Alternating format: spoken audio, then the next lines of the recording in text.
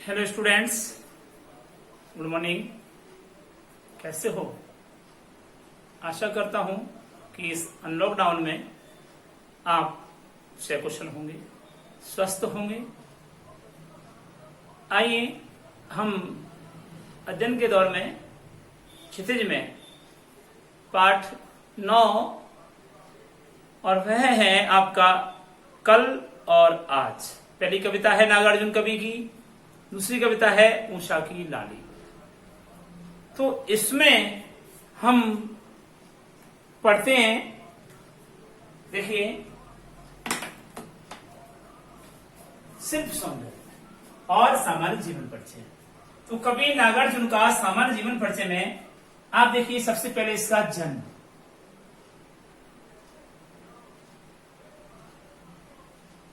नागार्जुन का वास्तविक नाम क्या था? वैद्यनाथ मिश्र,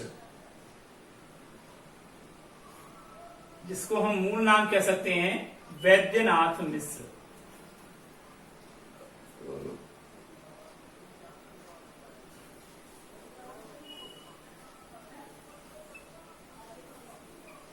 वैद्यनाथ मिश्र इनका मूल नाम था, जो यात्री नाम से भी, उपनाम से भी प्रसिद्ध है। किस नाम से? यात्री। जैसे सूर्यकांत त्रिपाठी निराला, ऐसे ही वैद्यनाथ मिश्र यात्री। ये बौद्ध धर्म के अनुयायी थे। देश विदेशों में प्रचार प्रसार के लिए जाया करते थे, इसलिए इनको यात्री उपनाम दे दिया गया है। तो नागार्जुन का वास्तविक नाम वैद्यनाथ मिश्र था, जो कालांतर में यात्री उपनाम से प्रसिद्ध है। और नागार्जुन भी उनका उपनाम है। क्या? नागार्जुन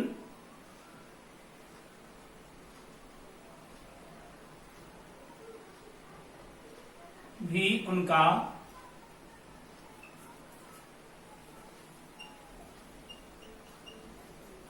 उपनाम है। ठीक है, आइए जन्म के बारे में बात करते हैं।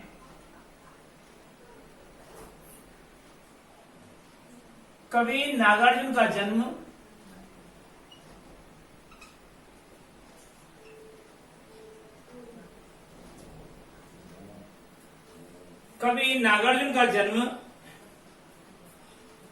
बिहार के दरभंगा जिले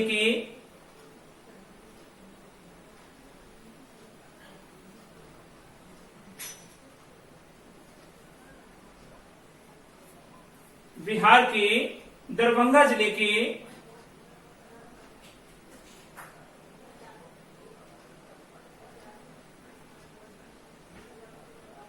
सतलखा नामक गांव में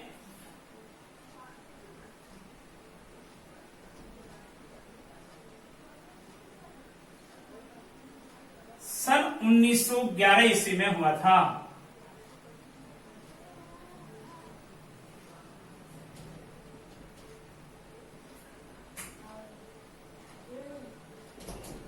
सन 1911 ईस्वी में हुआ था।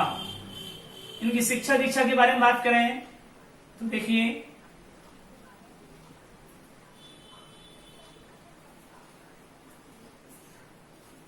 नागार्जुन की प्रारंभिक शिक्षा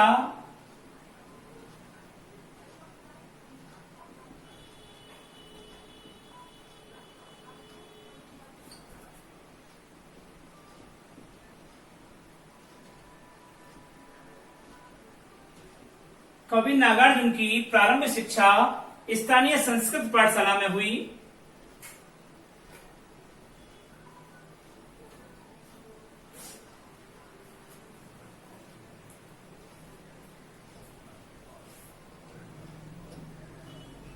स्थानीय संस्कृत पाठशाला में हुई।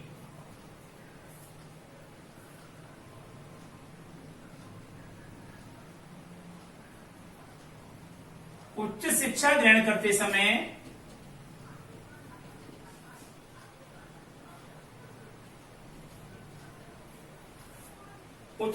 ग्रहण करते समय उनकी रुचि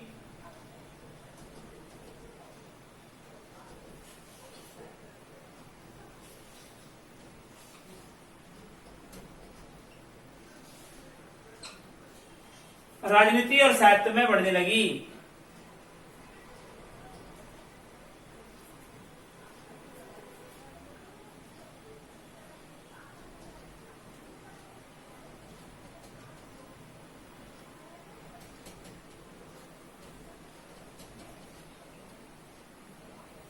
बढ़ने लगी। उच्च शिक्षा के लिए बनारस और कोलकाता गए थे।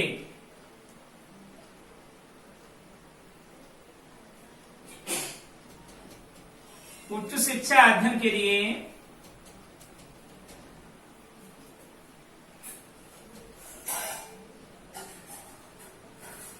ये बनारस वे कोलकाता गए थे। जो तत्कालीन समय में कलकत्ता कहते थे उसको आज कोलकाता कहते हैं।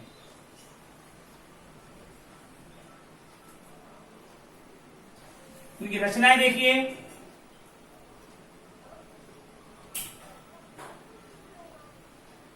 रचनाएं कौन कौन सी हैं? नागार्जुन की प्रमुख काव्य कृतियां हैं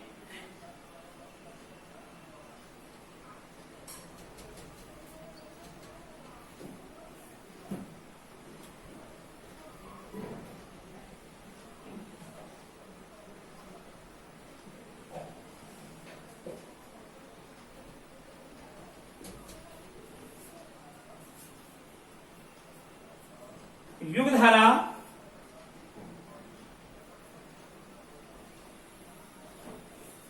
प्यासी, पथराई आंखें,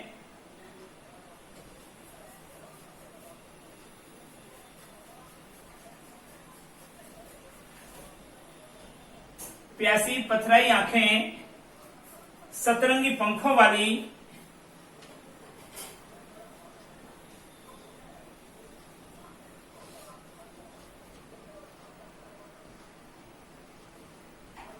सतरंगी पंखों वाली, तालाब की मछलियां,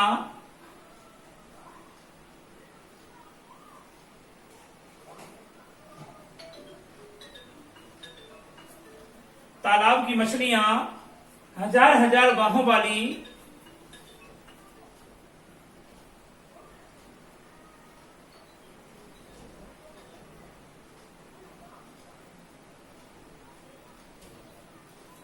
तुमने कहा था,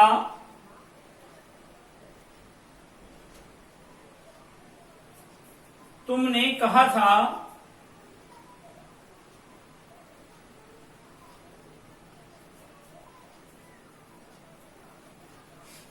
पुरानी जूतियों का कोरस,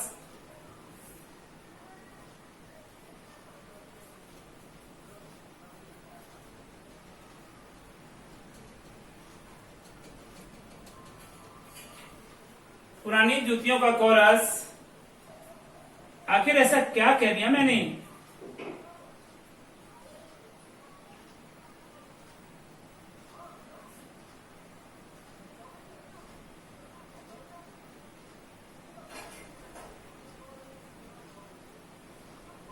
आखिर ऐसा क्या कह दिया मैंने?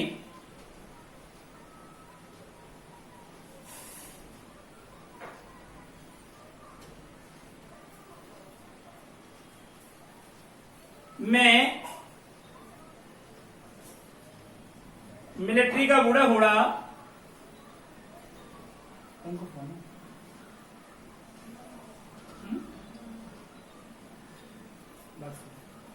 मैं मिलिट्री का बूढ़ा घोड़ा,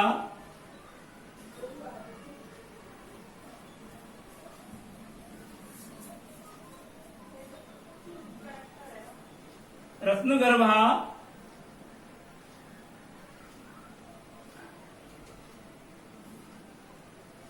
ऐसे भी हम क्या,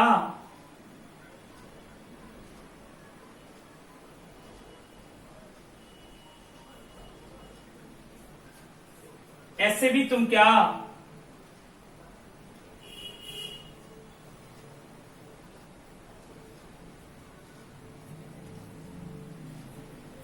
भस्मासुर,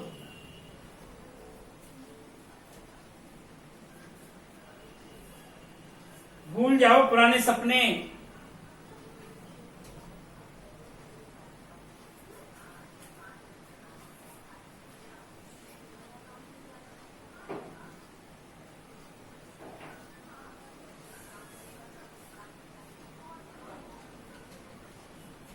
ओम मंत्र।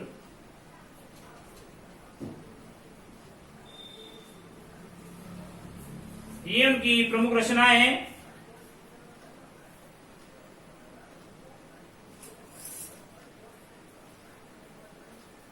इन्होंने क्या उपलब्धि हासिल की उसके बारे में जान लीजिए।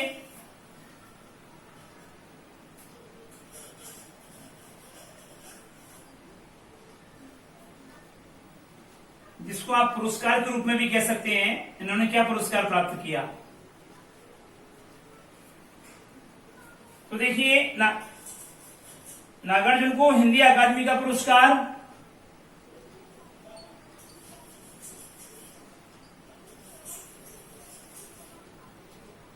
हिंदी अकादमी का पुरस्कार,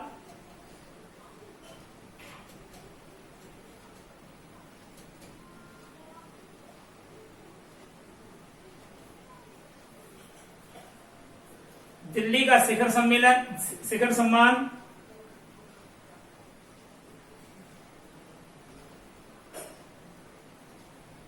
शिखर सम्मान और भारत भारती पुरस्कार, भारत भारती पुरस्कार, ये इनको प्राप्त हुए हैं। और इनकी मृत्यु की अगर बात करें तो इनकी मृत्यु कहां हुई ये भी देख लीजिए। नागार्जुन की मृत्यु के बारे में हम देखते हैं।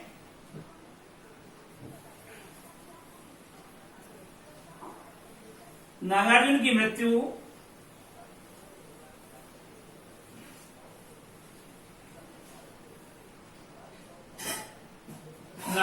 मृत्यु सन 1998 ईस्वी में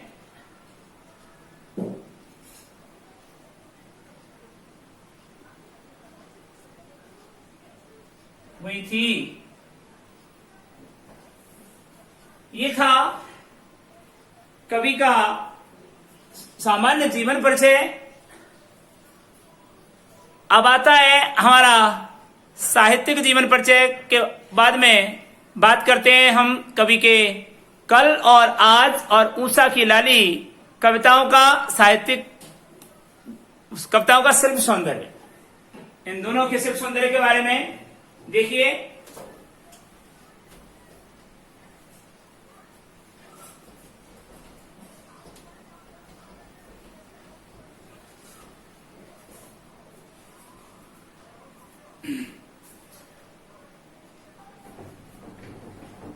देखिए शिल्प सौंदर्य में काव्य भाषा, प्रस्तुत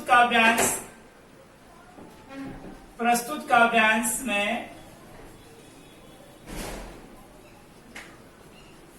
सरल,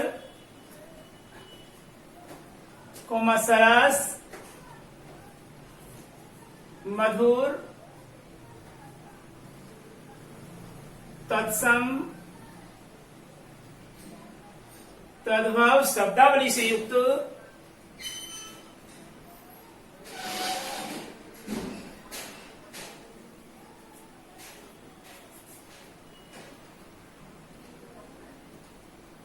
मुहावरेदार एवं सामासिक पदावली से संपन्न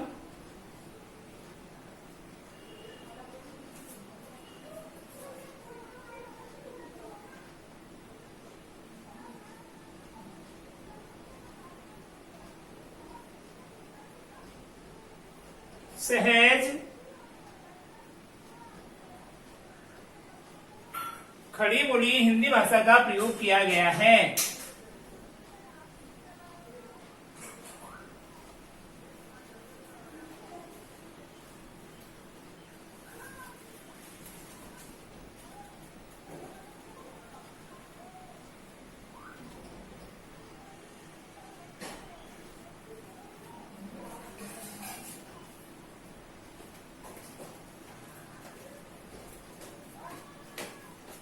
पॉइंट नंबर 2, काव्य शैली।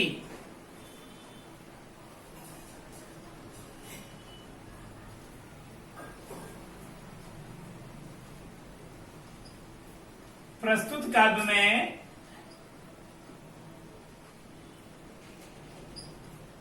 प्रस्तुत काव्यांश में प्रतीकात्मक, लाक्षणिक,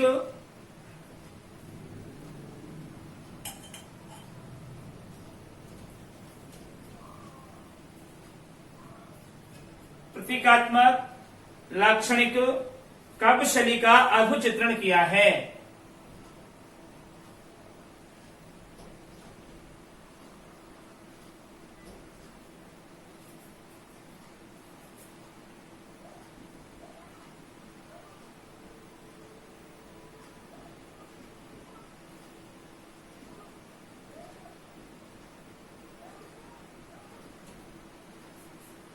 प्रतीकात्मक, लाक्षणिक, अद्भुत शैली का प्रयोग किया गया है। नंबर 3, काल या युग।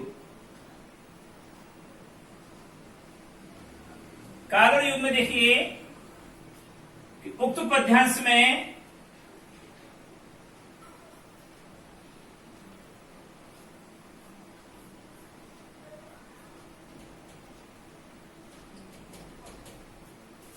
आधुनिक काल की प्रयोगवादी युग की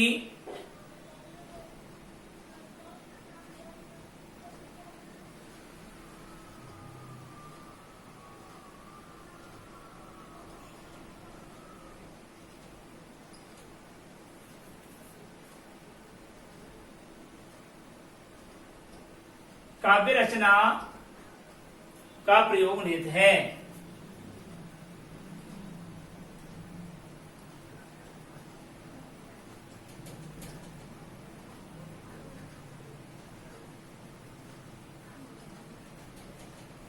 पॉइंट नंबर 4 आता है काव्य रस।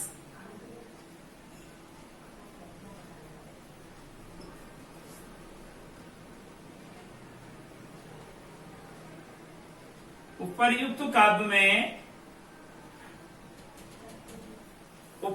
काव्य में श्रृंगार एवं शांत रस,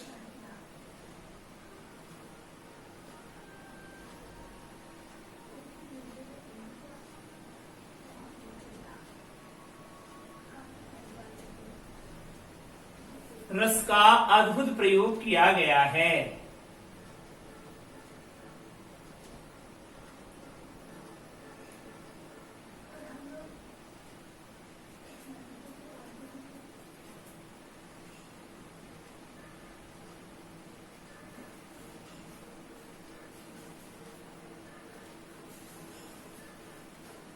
ठीक है, आता है काव्य भाव। 5वां पॉइंट है काव्य भाव।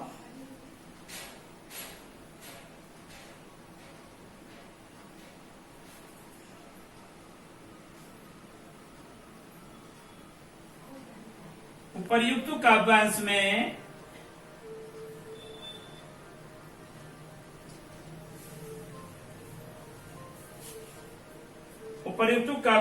प्रकृति प्रेम,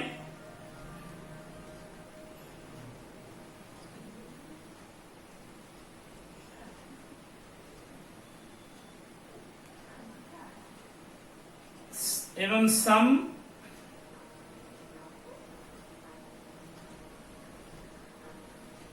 जिसको निर्वेद भी कहते हैं, आदि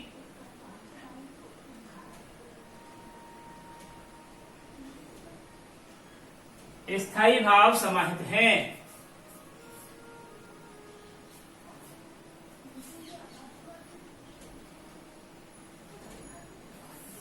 यह स्थायी भावों का प्रयोग समाहित किया है।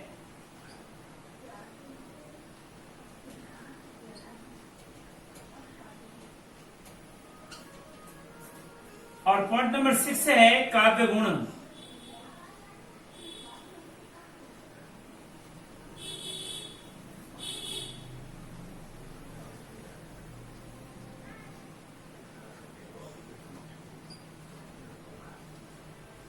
उपर्युक्त कवितांश में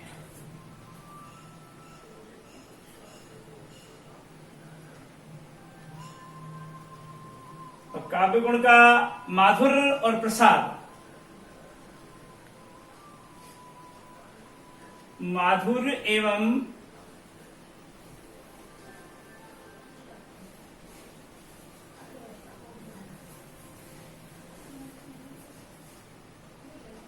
काव्य गुणों का समावेश है।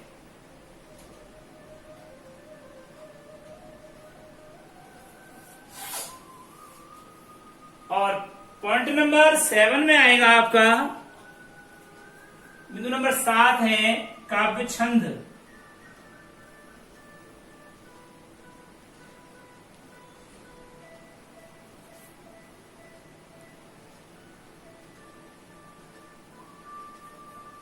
उक्त पद्य में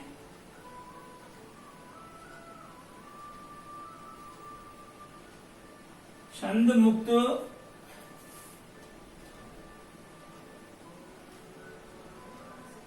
रचना का प्रयोग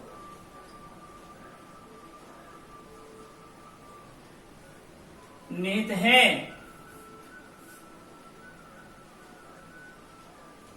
अर्थात यहां मुक्तक छंद का प्रयोग किया गया है।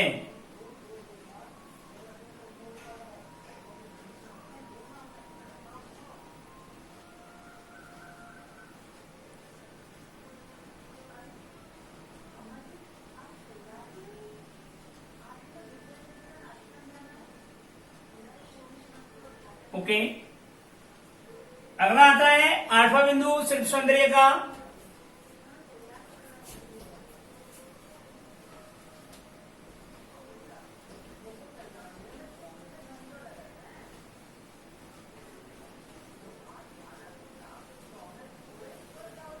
देखिए 8वां पॉइंट है काव्य अलंकार।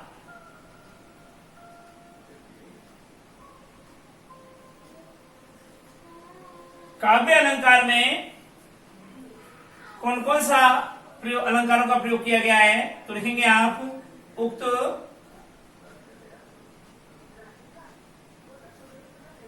पद्य में अनुप्रास,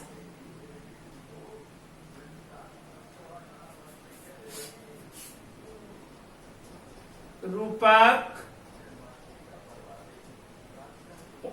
उक्त पद्यांश में अनुप्रास, रूपक, उपमा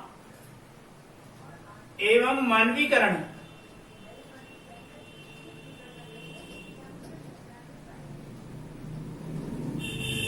आदि अलंकारों का प्रयोग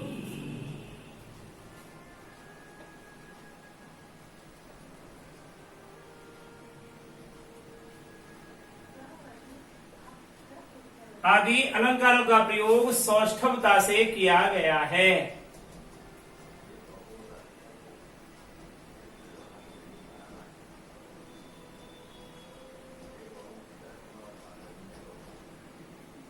सौष्ठवता से किया गया है। पॉइंट नंबर 9 है शब्द शक्ति।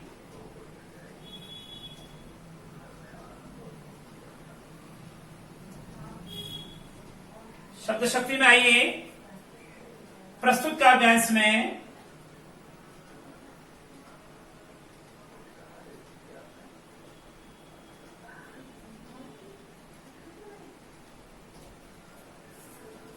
कवितांश में लक्षणा शब्द शक्ति का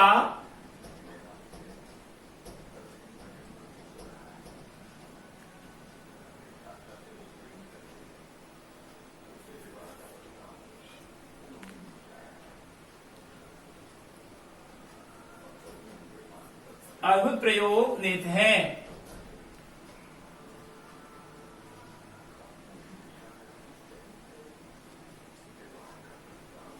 और बिंदु नंबर 10 है वर्ण विषय।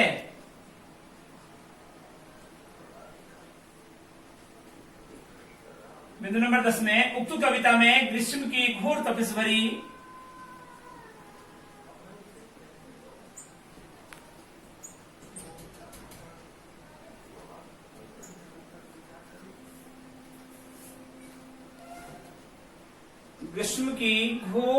भरी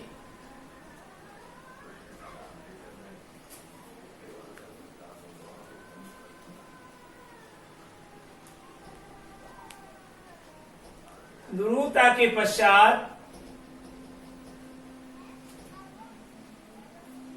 वर्षा ऋतु के सहज और मनभावन आगमन का वर्णन किया है।